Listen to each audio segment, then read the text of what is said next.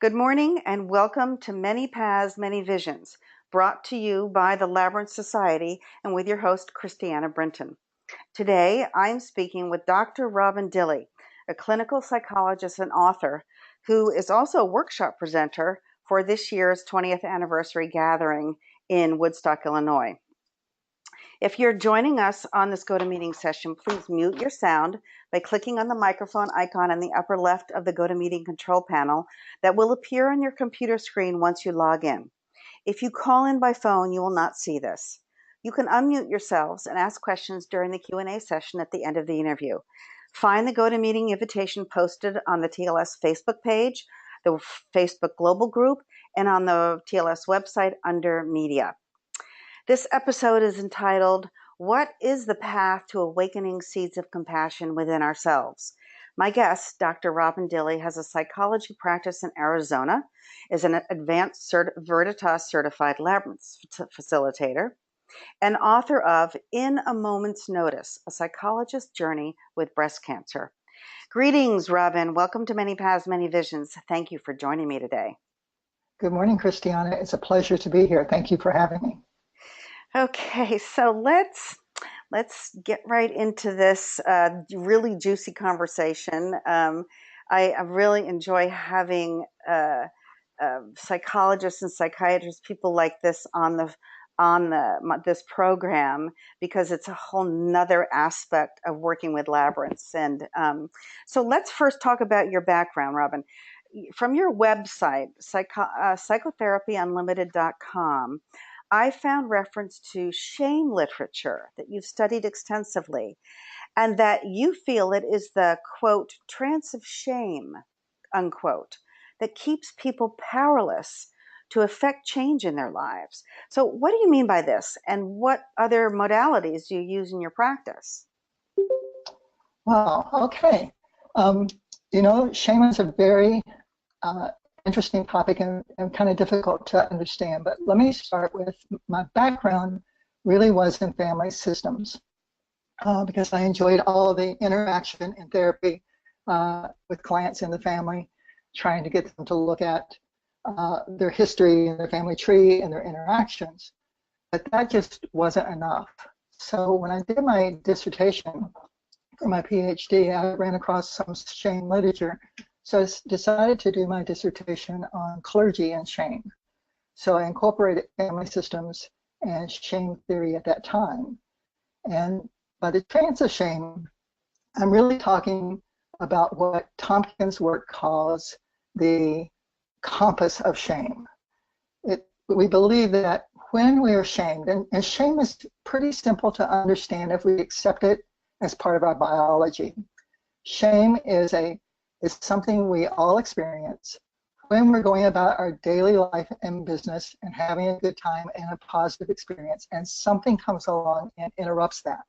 It can be as simple as, stubbing your toe. And, after you kind of get past the pain of stubbing your toe, some of the first things we say to ourselves is, that was really stupid. Why wasn't I paying attention? Now that might sound pretty innocuous, but if we take that and spread it to areas of our lives that really matter, it becomes pretty toxic to our being. And we bounce around in this compass of shame. There's 4 areas. One is people, when they have that interruption of positive experience, they avoid, they withdraw, they attack their self, or they attack other. But my experience tells me that when someone is having a kind of a flood of shaming thoughts and feelings, they're caught in that compass and they're ricocheting off of those 4 directions and getting to a place in their life where they're immobilized. And so I spend most of my therapeutic practice helping them understand that and beginning to find resources and ways to cope with that, manage it, and kind of let go of the shame of it. So in helping people to become mobile again, This really segues to your experience with the study of labyrinths and labyrinth energy. So how has that influenced your treatment techniques? So talk about that introduction. Okay. I think the first thing I want to say to you, Christiana, about that is if you can imagine in your head the compass of shame of avoid, withdraw, attack self, attack other, and you're ricocheting, the emotions are going from one to the other, you're kind of lost in a flood of unpleasant emotion.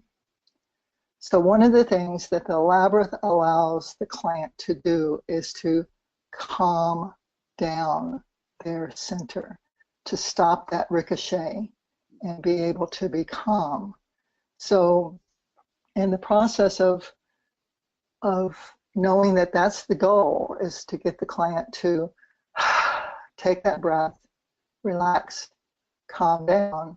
The path of the labyrinth really is that walking meditation that really allows the brain to let go of that angst and come to the center.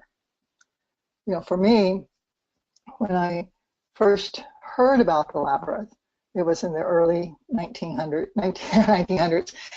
early 1992, 93. And I was in Wales at a retreat, and my roommate one evening began to talk about the labyrinth, and she said, "Have you heard about it?" And I said, "No." And she said, "Well, I'm actually extending my trip here, and I'm gonna go over to Iona, where there's a labyrinth, and I'm gonna go walk it over there." And she told me a little bit more. But there was something, Christiana, about that conversation that really snagged me. I just felt like there's something here I want to know more about. And so that kind of stayed with me. And when I got back from the retreat, I ordered Lauren Artrus's book, Walking a Sacred Path. And I really enjoyed learning about it, but I had yet to experience it. And I had an opportunity to be in San Francisco for an unrelated event. But I knew when I was going there that the main reason for choosing that conference was so I could go to Grace Cathedral and walk that labyrinth. I did that, and I found myself not even wanting to leave. It really, for me, allowed that peaceful center of all the ricocheting messages that go on in my head to just come to a calm. So that was really my first experience myself. And then I began to introduce it to my clients. So did you walk at Grace, did you walk the rug labyrinth inside or the one outside, or both? Or I think I don't recall the one outside, but yes, they still had the rug inside Labyrinth and Grace when I was there for the first time. No. And I've been back several times to walk both of them. Yeah, the new one, the inlaid one. Yes. Yeah. Mm-hmm. And so I'm gonna go back to what you just said, though, because this is really, everybody's different when they walk. Everybody's experience is different when they walk a labyrinth. So in terms of quieting the mind, did you just walk it just one time? Did you find that you needed to walk it multiple times? What was that? Was it what kind of process was that like for you personally? Yeah, the first time I walked it, I felt a sense of calm, but I didn't want to leave. So when I walked out, I just hung around there for a little while. And then I decided to walk it a second, and I might have walked it a third time. I think I probably had my journal with me and probably sat somewhere and just wrote about the experience of, wow, this really does calm the brain for me. It makes me feel centered. It stops the ricocheting of the negative messages. So that experience stuck with me. So in 1999, I was diagnosed with breast cancer, and that was early on in the year, and I was done with treatment almost at the end of the year. And being done with treatment as a breast cancer survivor is a little scary, because you go, okay, now my life is empty of doctor's appointments, and I don't have that false sense that we're doing anything to help me. And I wanted to have some sort of action plan for my own healing. And it just so happened at that same time, Trinity Episcopal Cathedral, which is here downtown Central Phoenix, was putting in an 11 circuit shards labyrinth in their courtyard, and it was just beautiful. They dedicated that on New Year's Eve of 1999 and 2000, and I went to that dedication. We did a group walk. I felt that same sense of comfort, and so I made a decision at that point in time to walk the labyrinth once a week for a year as part of my healing journey with breast cancer. And I did that. And of course, each walk was different. And sometimes I was wondering, why am I driving down here to do this? And other times it was very something inside that maybe I can't put words to happens. But over that year, for sure, I developed a relationship with the labyrinth. It was quite, so it became like a love affair. And I just, felt that over the year that I had shared with her, the labyrinth became kind of a feminine symbol of the Mother of God to me. And I felt like I shared with her my pain and angst and fear, and that she just contained all of that for me. So the labyrinth became my sacred container. That's a wonderful story. Thank you so much for sharing that, Robin. Thank you. So during this time, during this period of healing, is this when you incorporated the labyrinth into your treatment techniques, or was that a gradual thing over a number of years? And what exactly did that entail? How did you incorporate it into your practice? After that year, I began to share with clients kind of a little bit about the labyrinth, tell them where it was, and ask them if they wanted to go and experience it for themselves. Gave them the address, told them it was always open. And a few clients began to do that. And I love doing workshops. So I put together a Wizard of Oz workshop using the Yellow Brick Road and the symbolism of the labyrinth being the Yellow Brick Road. And I began to do those workshops down at Trinity. I did one once a year. So I educated and helped people understand the labyrinth from that kind of the hero's journey into the center, getting what you need from the center and bringing what you need back to the world in a transformative sort of way for themselves to use it and help themselves become more of who they want to be. And those workshops really helped educate a lot of people. I play with that theme, but always use the labyrinth as part of the workshop of moving into the center, getting what we desire, need, want, and exhaling, walking out back into their life, being different, even though they may not recognize those differences. One of the things with the Wizard of Oz, when Dorothy went on her journey down the Yellow Brick Road and had all of her adventures, when she came back from her journey, nothing changed. Her Aunt Em and her uncles, they were all preoccupied and busy. They were just glad that she woke up, and they had remained the same. But Dorothy was different because of the experience. And I think that's one of the keys of the labyrinth for us. We become different in ways that we maybe not be able to articulate just by developing that relationship. And did you, so in these workshops, and in your practice, do you actually have a hand labyrinth that you work with actually in the treatment when you have treatment with a client, or in these workshops, did you do it at the Trinity Labyrinth in Phoenix, or did you have another labyrinth? I mean, how did you worked Yeah. that aspect of it, or was it different each time? Well, I don't have an office any longer, so I don't have the handheld labyrinth available for my clients to do during the session. But yes, I use the handheld labyrinth with clients during the session. I had Tony Christie's labyrinth cards that sometimes we worked with those. Otherwise, I would just send the client down to Trinity, or what happened about 10 years ago or 8 years ago is that a church near us, Foothills Disciples of Christ, built a beautiful landscape desert classical labyrinth.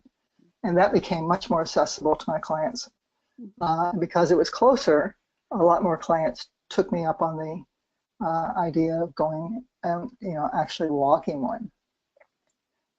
For the first few years, my workshops were at Trinity, and then it was a little quieter and a little nicer to be in a desert landscape. So we do our workshops now at Spirit in the Desert Retreat Center, which is in a place called Carefree, Arizona.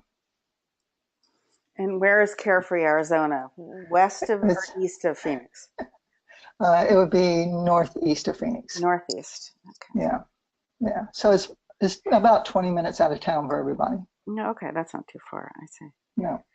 So do you have any? I mean, without naming names or anything, can you give some examples? I mean, do you of the effectiveness of introducing labyrinths in the treatment process that you provide?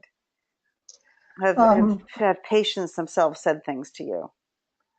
Yes, I think one of the most profound things for patients who are grieving, who have lost a loved one or lost a spouse, or going through some sort of grief situation, those seem to be the ones impacted most emotionally.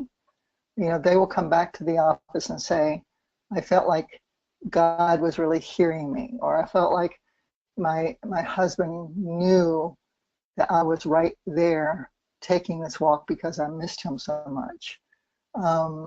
So for grief, and I've actually met clients at the Labyrinth for their first walk if they felt like they needed that, especially those who are grieving. So that's one technique that is really helpful to them, so they don't, that scarecrow part of ourselves comes out as that stupid voice, like, I don't know what I'm doing. Am I doing this right? Is this really going to help? What am I doing? So that scarecrow voice has to be comforted and attended to in a compassionate sort of way to help the scarecrow, the part of us that feels stupid, calm down. And going with them to do that seems to be helpful. Giving them the little handout of release, return helps them. And some people are extremely private. They want to go do it themselves so that no one can see them. Is this now we're getting into really the nitty-gritty of Dorothy's journey and the Yellow Brick Road. So this is what your workshop presentation is about, is it not? Yes.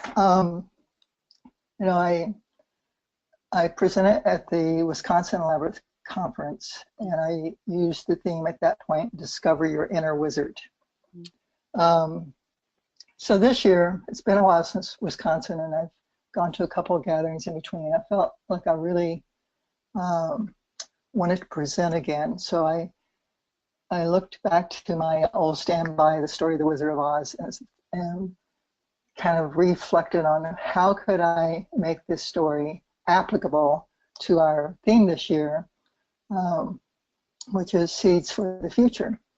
And I began to observe Dorothy's interactions with those three parts of herself, because the lion and the scarecrow and the tin man really represent parts of who we are, parts of ourselves. And we all experience that sense of feeling stupid, feeling unlovable, feeling afraid. What Dorothy does with those parts, because she's really a motherless daughter. She's in the way at the farm. Her little dog is threatened to be taken away from her. Her aunt and uncle don't have the means to fight that, so they're going to let their little dog, which when I do an all-day workshop, Christiana, I talk about the little Toto being our intuition. So Dorothy really works with that avoidance part of the compass of shame. She avoids all of that. Right there when she's first getting her feelings hurt at the beginning of the movie, she sings that song, Somewhere Over the Rainbow. So she drifts away, and then she decides that the only solution to this is to run away. And when she runs away, it doesn't go so well for her. She comes back, she gets hit on the head with a window, which I refer to as the window of opportunity. And therefore, she ends up on the yellow brick road in this place called Oz. So the workshop itself will center only on those three characters and Dorothy's relationship with the Scarecrow, the Tin Man, and the Lion, because she practices kindness with them. She invites them to come with her to see the wizard. So she's going to share the gift that she's going to get from the wizard with them. She's kind of selfless in that way, and she just works with those parts. And so that's what we're going to do during this workshop at Chicago this time. Okay, so how does explain how obviously the labyrinth is a yellow brick road in the path. So you are actually going to have a full-size labyrinth of some kind or another, some design or another, on the floor for people to walk as they go through these different stages? Actually, we're not going to do a walking labyrinth. We're going to do a classical finger labyrinth during the session that I do. So once we kind of get into the story, we're going to do some artwork with the classical 7, and they will choose some colors that represent their sense of being unlovable, being stupid, and feeling frightened. And they're going to take those crayons to a guided meditation and color kind of to the left of the path. And I'll work with the stupid part of them first, and they'll color that. Then we'll work with the part that feels unlovable, and they'll color that. And I'll be doing some it'll be guided imagery, so I'll be taking them on a journey during this process. When we get to the stupid part, I'll have them imagine the Scarecrow being there and having them give a kind message to that Scarecrow. When the Scarecrow says, if I only had a brain, letting them learn that to be kind in the response. Well, you do have a brain, you just aren't aware of it right now. So we're going to take this little trip and discover that you're pretty smart. So we'll do that for the first part of helping the participants kind of get into those emotions. But throughout the journey, Dorothy has on her red shoes. So when they get to the center, they will choose one color, a different color. So they'll have 4 different colors total. That represents for them a sense of empowerment, hope, courage. And then we will do our finger walk out of that labyrinth with that last color. They'll do a journal exercise in the process.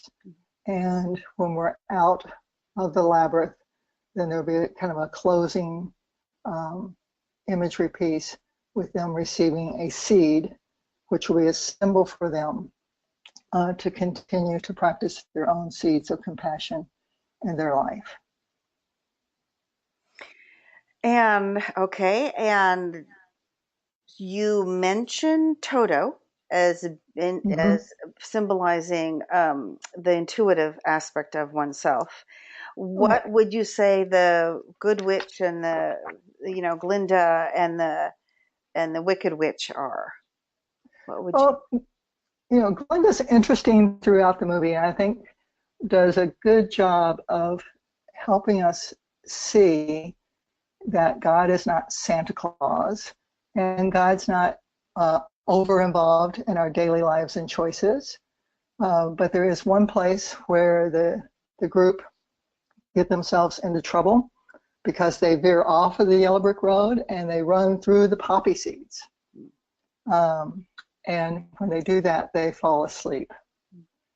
That's the only place that Glinda actually intervenes in the movie. And Glinda sends the snow, which speaks of renewal and cleansing, and kind of wakes them up, and they continue through to the Wizard of Oz's castle. The Wicked Witch really represents our dark self, that dark part of us that really enjoys badgering us. So the Wicked Witch represents that piece of us that is eager to taunt us and eager to send the monkeys in to make our brains scramble and go through the angst and negativity that most of us go through each day from time to time. Mm-hmm. Interesting. It's very interesting because we have there's so much turbulence in our times nowadays, and people are in such emotional, mental, and physical pain. So all Yes. three sometimes in so many aspects of their lives. And this is an interesting approach to it. For me, my approach has always been the sort of the eye of the needle, through the looking glass, through the Mm-hmm. keyhole, and facing the dark goddess like Kali Lilith energy and Mm-hmm. of destruction and pain and rebirth coming out of this. But I love what you said about that, the whole idea, because especially now, this idea of falling asleep and the poppy Mm-hmm. fields. And for us Mm-hmm. nowadays, not only do we have literally the Oxycontin, and the opioid problem nowadays, Yes. but we have Right. the poppy fields of technology. We have the poppy fields of too much stimulation with our screens and our iPads and everything. There's a lot of aspects of that to the poppy fields that is relevant for today. Mm-hmm. Um, Absolutely. And it's that in that sleep, that in that trance-like state where we're not taking in information from outside stimuli, that's positive. All of our outside stimuli is combative, and we're in a very angry, negative time, and things are hard for people in so many areas of their life. So now is the best time to take that step and say, I need to find a tool, a resource that will help me calm down, help me come to a still point. And in that still point, then I can be kind to myself. Because if I'm not kind to myself, I'm not going to be kind to you. If I'm walking around angry and upset and agitated, and all of this negativity is going through my voice and my head, and I go to the grocery store and the clerk happens to be slow that day, I'm cranky. It's like, hurry up already. I want to be on to my next thing. If I'm in that space of being centered, of being calm, then I can be present with the clerk. I can smile at her. I can say it's been a long day, or a rough day, or I can engage. But it requires me first being awake and in that calm center. And the labyrinth is such a beautiful metaphor for getting us there. And it, for those, I mean, I imagine most of the folks on the listening in this morning have, have walked them and do hand labyrinths and so forth. But it really does work with relaxing our brain, that going from the right to the left and back again. And I think that's probably why I have more affinity, I guess you could say, for the Shards 11th Circuit Labyrinth, because I think that one's long enough to get the brain to do that shift and relax. Whereas sometimes on the 7th Circuit, I can still find myself fairly distracted when I'm walking. Even the 7th Circuit, the Petite Chart Labyrinth too, huh? Sometimes, yeah. But some of that might be honestly just my judgment. Oh, this is not the 11th Circuit Shard. So, so that, but that's the context of the Wizard of Oz and those three characters. We've got to get them to in relationship with us. We've got to make friends with them.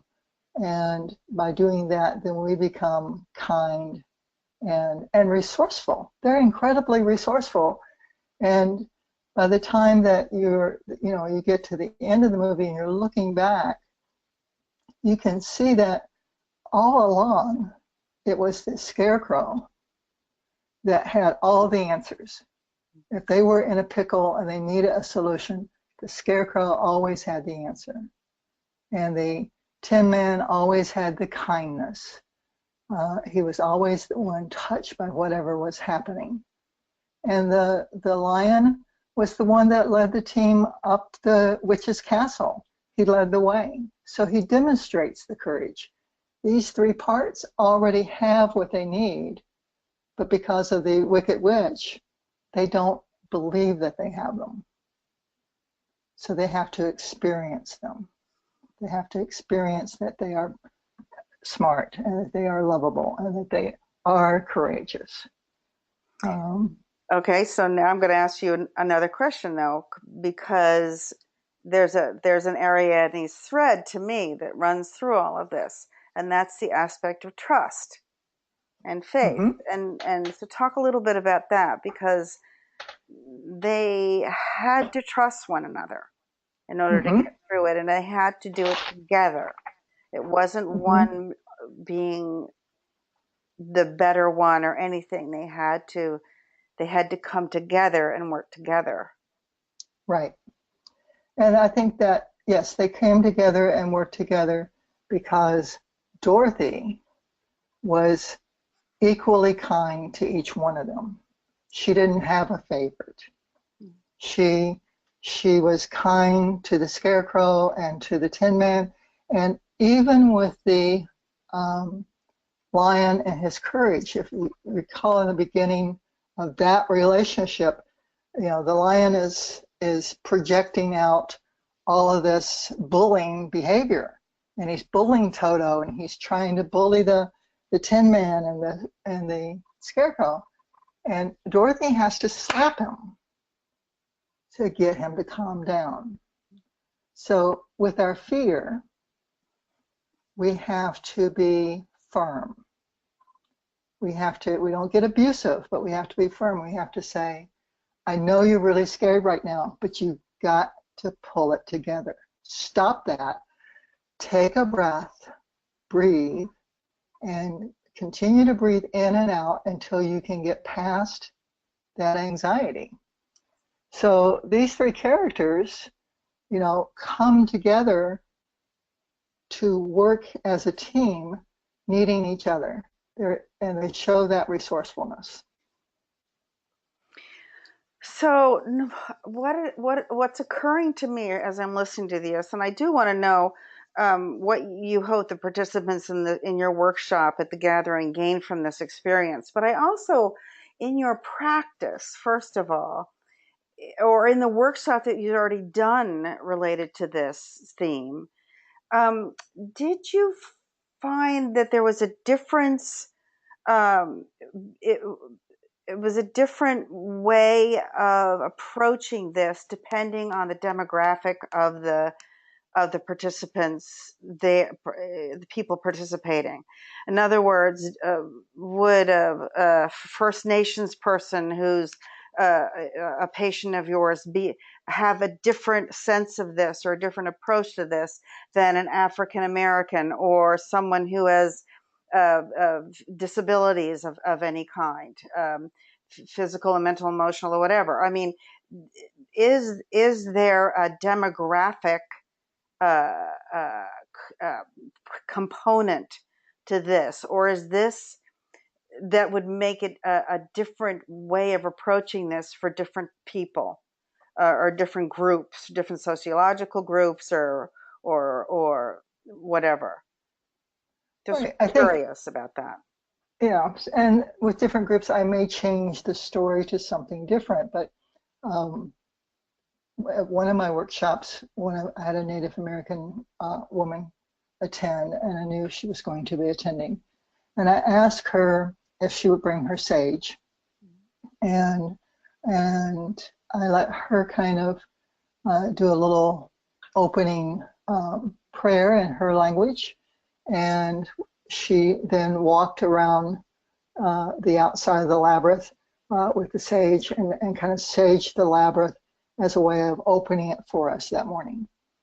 So I do want to honor the diversity of the folks that come to these workshops. Um, and, um, and I do have a diverse group. I have both men and women that come. Um, and so we do find ways of integrating those sorts of things. The labyrinth here at Foothills is wheelchair accessible. Mm-hmm. So people can access that pretty easily and use their wheelchair on it. So there's lots of diverse ways that stories are really powerful, and stories allow us to experience. And I think it's Joseph Campbell that said, people are looking for the meaning, say they're looking for the meaning of life, and he thinks that they're really not looking for the meaning of life, they're looking for the experience of being alive. And the stories help us have those experiences because we can relate to the characters. And I've stuck pretty close to the Wizard of Oz because it has so much metaphor in it. There's so many avenues and pathways that we can take with it. When I did, Find Your Inner Wizard, the focus of that workshop was to help participants realize that they were their own wizard, that they didn't need an outside wizard. They're the ones that did the journey, and they're the ones, like Dorothy, that made the change. And they didn't need an outside wizard to help them do that. So you're saying that even if the source of the pain or the source of the shame might be different depending on how you were raised or what community you were a part of or ethnic group you were a part of, this is still a valid way of coming back to a sense of self-compassion, and self-awareness. Yes, absolutely. Regardless of where the wound is, the labyrinth is a source of healing in that journey, regardless of what the wound is, because the labyrinth doesn't expect anything from us. The labyrinth doesn't demand anything of us. The labyrinth is just there, accepting us as we are with whatever we bring into it. So, and I think that's why walking, at least in the beginning, walking often, for me, really helped me develop this dynamic relationship with the labyrinth. It became a central part of my life. And so, in terms of your own personal journey with the labyrinth and with breast cancer, the book is about your personal journey. Yes, the book is about breast cancer. Yeah, yes. So it's in the first person, and it just talks about what it was like to wake up one morning and find that you have a lump and then begin that walk into the medical maze. And the medical field, for anyone that's having to deal with them, sometimes with just really simple things, it becomes a maze. It's not a labyrinth. There's a lot of dead ends, and there's a lot of trial and error, and there's like, let's do this or let's do that. So when a client is entering that medical maze, it brings up all of the emotion. Boy, your unlovable, stupid, and frightened self come front and center because of the threat of that. So the book is about that journey. I've been told it's a very naked book, that I'm very vulnerable in the book. And so now have you taken that experience into your own practice, and do you treat other clients with cancer, or with breast and other types of cancers, men and women?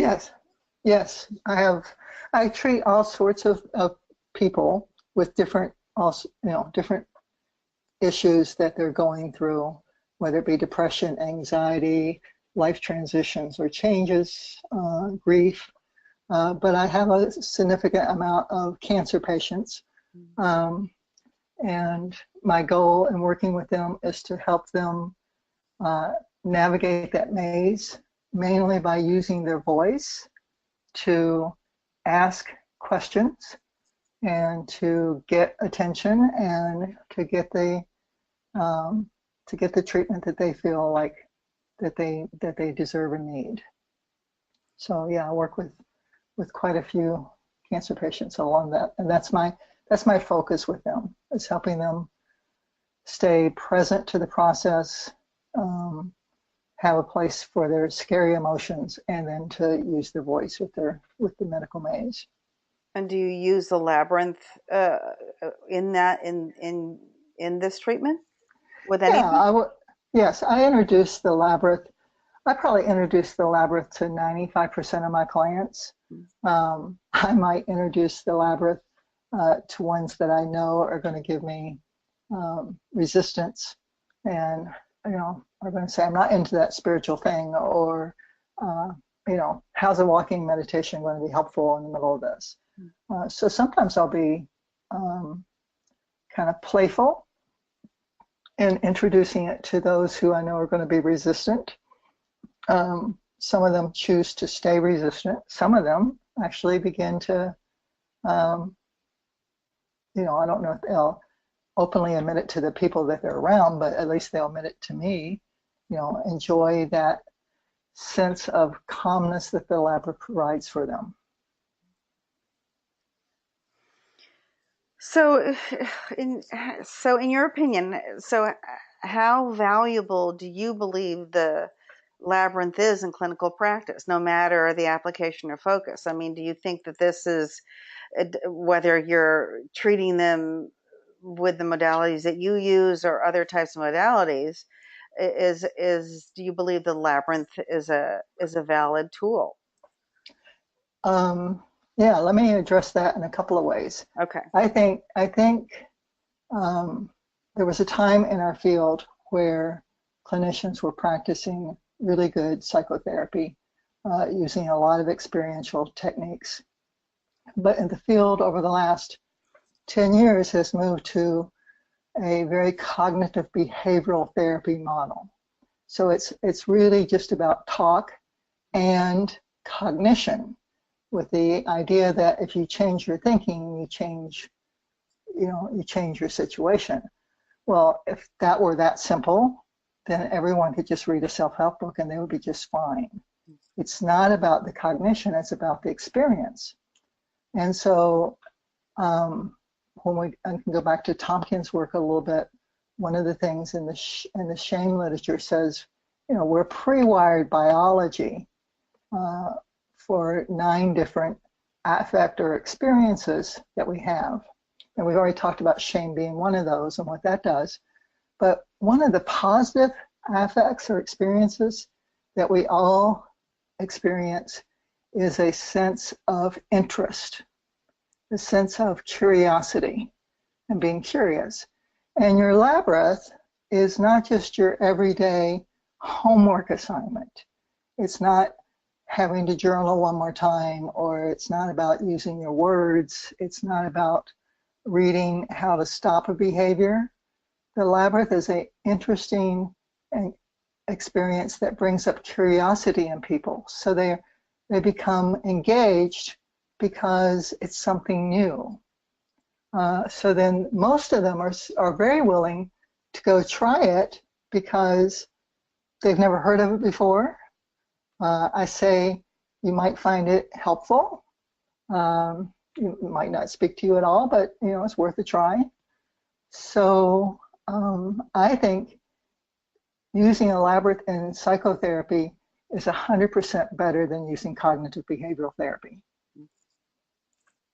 And is that part of that the whole aspect of the physical walking?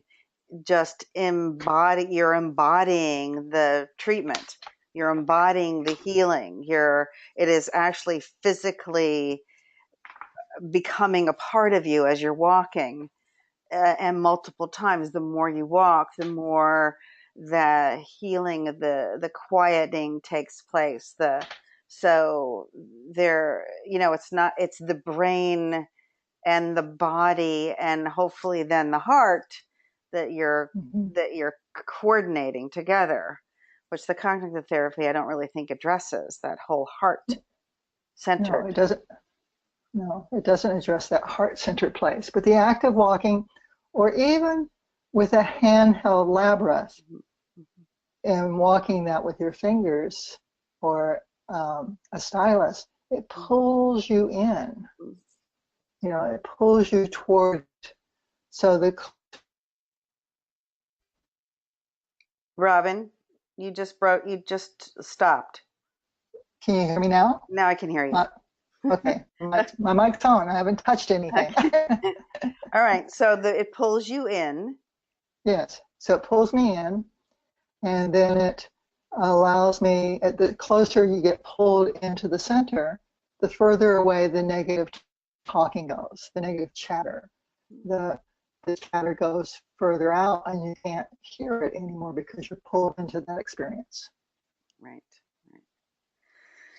I'm going to stop at this moment. I have a couple more questions, but I want to make sure that the people who are listening in, and we have a few people on with us on this GoToMeeting, if anyone would like to unmute themselves and identify, you just say your first name and ask if you want to ask Robin a question, Dr. Dilley a question right now. Now is the time to do that. So would someone like to do that at this moment? Hi, Robin and Christiana. This is Janice calling from Chicago. So glad to hear you too. This is wonderful. Robin, I especially loved when you mentioned the window falling out and kind of hitting us on top of the head. That I resonated with so much, and I want to thank you for that metaphor. Well, you're certainly welcome, Janice, because we all have those windows when we're not paying attention and on the path that we need to be on. We have those windows of opportunity that will grab our attention by hitting us upon the head and taking us into this magical land where we have to learn to do things differently. So true. Thank you. Thank you. Thank you for attending this morning. My pleasure. Thanks, Janice. Anyone else? Would anyone else like to comment or ask Dr. Dilley a question?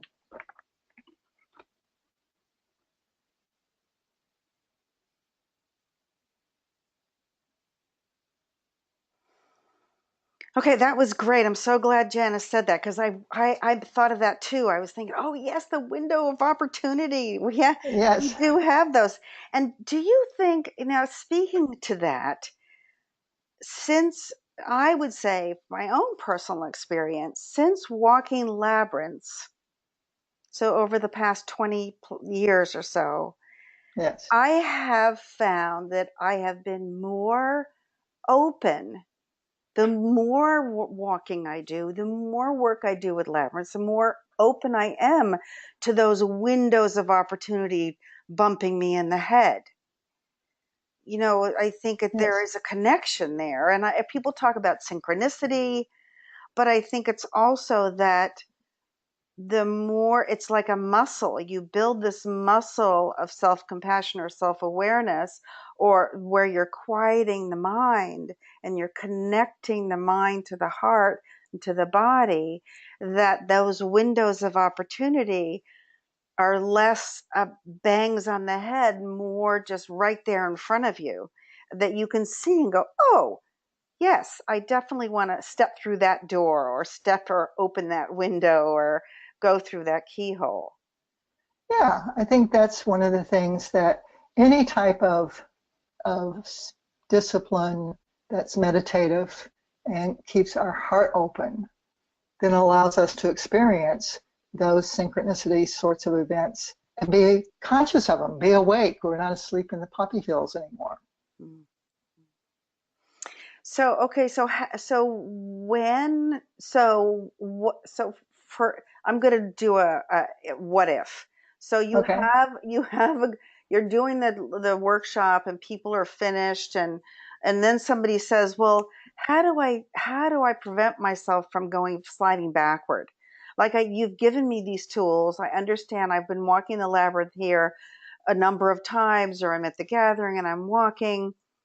But I don't live in Phoenix. I can't go to see you very often. You know, there comes my scarecrow coming up, like, I'm afraid I'm going to fall backward into the poppy field or something like that. Mm-hmm. What do you say to people?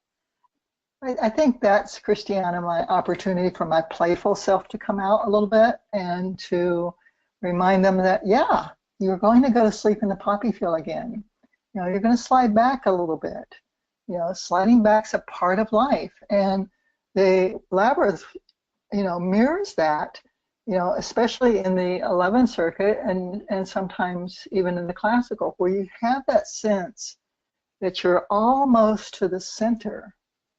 And then you're out on the rim again, and you go, I thought I was just at the entrance. What step did I take that got me way out here again? So I use that metaphor to help them understand, you know, you are going to fall back. You are going to go to sleep again. The important part is just keep coming to the entrance. Just keep walking. Just keep finding a way to use your finger labyrinth or a walking labyrinth, and just keep doing this over and over again. And each time you experience something that begins to make your, almost at a cellular level, different. And so, I know people have said to me, and I know I've experienced that, you know, I get to concentrating so deeply and I go inward, and then I'm close to the center, and then bang, I'm all the way on the outside. And I remember when I first walked, it was very disconcerting. I was like, just what you were talking about. How did I get way out here? But walking it and just keeping it, like, it gets to be a cellular, the realization that even when that happens, you are still a part of this pattern. You're still a part. You're not separate from. You're still a part of this pattern. Yes. And all your job is to put one foot in front of the other.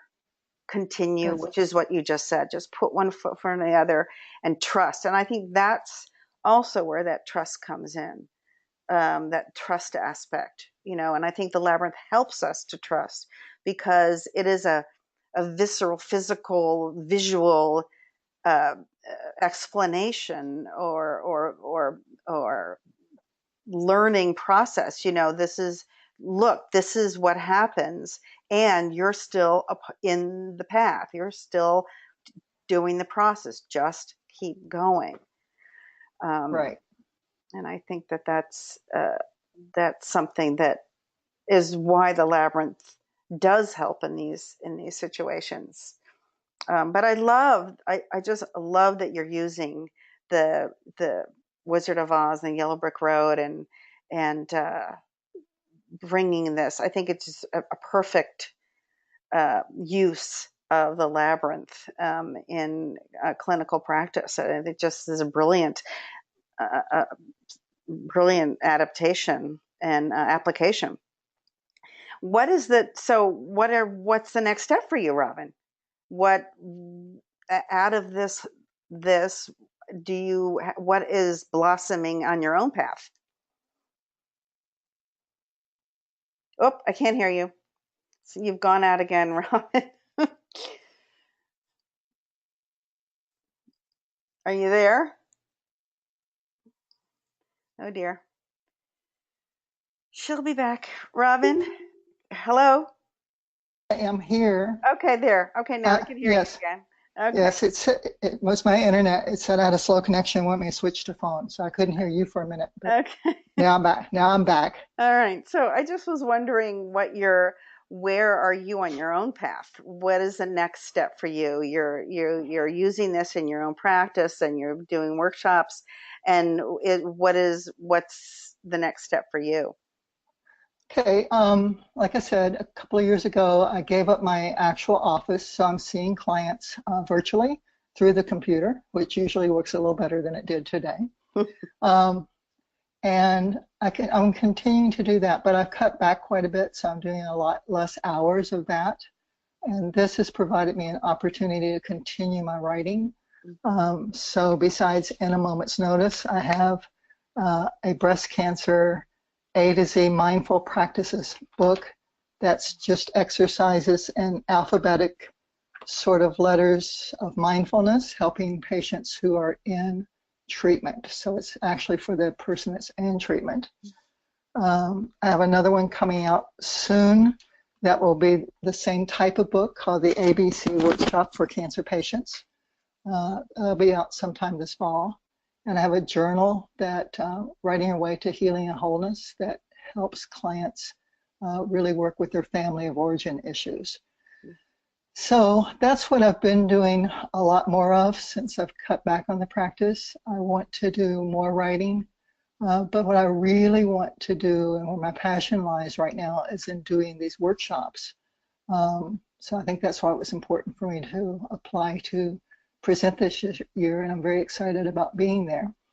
But I'm getting on a schedule where I'm offering a workshop just about every quarter.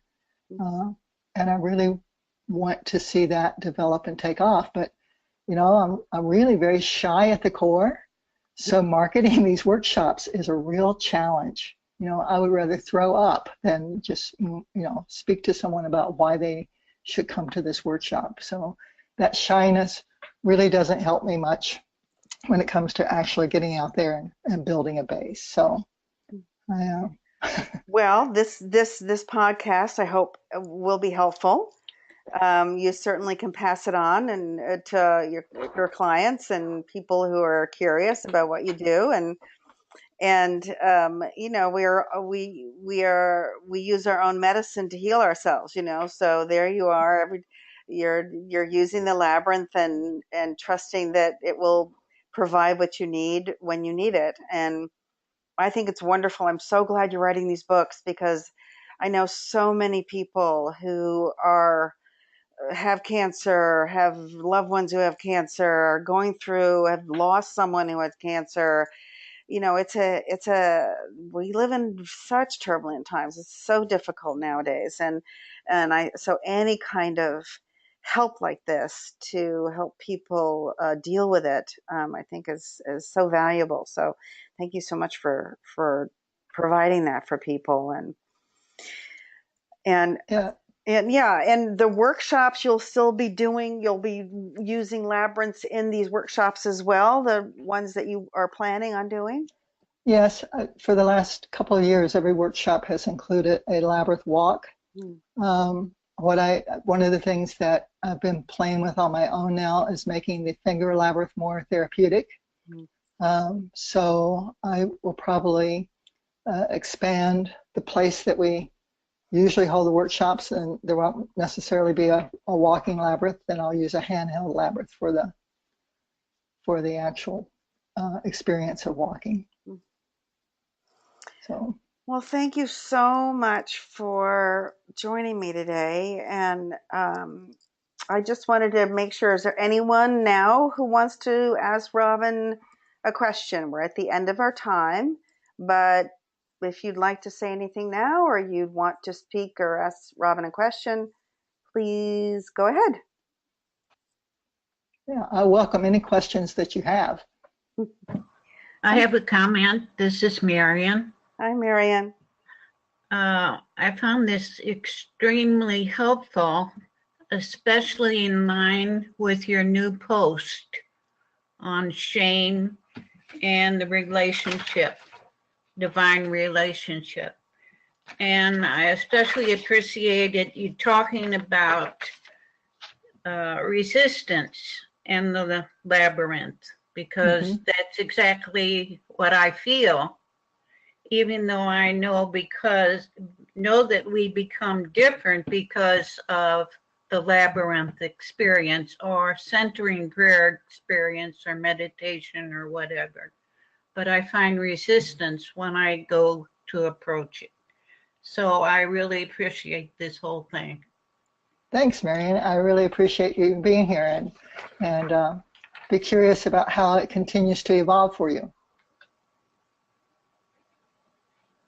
And this is Janice again. I don't have a question. I just want to thank Christiana and Robin for providing this for us.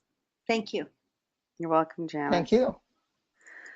Yeah, I have to speak. That it's so interesting, the whole issue of resistance, and it's over the years. And I'm going to say something about this only because, with my experience with putting labyrinths out and building labyrinths and having people walk them, I've seen that come up in so many different ways. Everybody's different. And it could be religious, it could be sociological, it could be psychological, it could be just habitual, your habitual way of doing things in the world. We say the labyrinth is a metaphor for your life. How you walk the labyrinth is how you live your life. And so this resistance can take many forms. It's not it's not pigeonholed or categorized in one way or another. It can take as many forms as there are people on the planet. And the only relief that I have found is across the board for that is just keep walking. Just turn around and walk again. Right. And what I've also found is what is helpful is if you like listening to quiet music, and there isn't any of that provided, sometimes even if you put headphones in and you're just listening to music, not lyrics, just music sounds, that quiet the mind, sometimes that can help shift and loosen that resistance. So that's also been something as a facilitator, certified facilitator, that's something that I've also experienced, that has helped people who, for one reason or another, have experienced resistance to either walking or going deeper once they were in the labyrinth, the confrontational aspects of it, because sometimes there is that. And it's not expected. It's unexpected confrontational aspect. And so sometimes just that the soft music can help shift that, can help take people out of their heads and out of that bombardment from that the wicked witch bombardment, whatever you want to call it, into more heart-centered, into more open acceptance of what is and what is to come. So, and thank you so much for sharing that, because I think so many people experience that aspect of resistance. Robin, do you want to have anything else to say about that? Well, I think you really covered all the basis on that. That was really a great way of talking about it, because resistance is something that each of us experience in different ways. And music really is one of the ways to help soften all those flying monkeys that are flying around. Music really helps to do that. And it's on an outdoor labyrinth, like the one at Trinity is right in the central part of Phoenix, where the bus is and the train is. And then St. Barnabas has a new labyrinth over near them that's quite beautiful, but there's a hotel going in right behind, so there's all this construction going on. And so using your headphones to block out that external noise so you can be present to the labyrinth is also a great idea. Yeah, absolutely. Absolutely. So thank you all for sharing today. Thank you so much, Robin. It's for coming on the show, being my guest. Thank you for joining me today. Many continued blessings on your path. Thank you, Christiana. I really appreciate you having me today. Thank you very much. You're very, very welcome. You've been listening to the Labyrinth Society's Many Paths, Many Visions on GoToMeeting and broadcast by Spreaker with your host, Christiana Brinton. Be sure to check the Labyrinth Society website media area, Facebook page and global group, YouTube and Google Plus for a list of upcoming dates and guests. Also, if this podcast has piqued your interest in the Labyrinth Society and you'd like more information about membership, please go to www.labyrinthsociety.org/membership. Ciao, namaste, and may you find what you need on your path through life.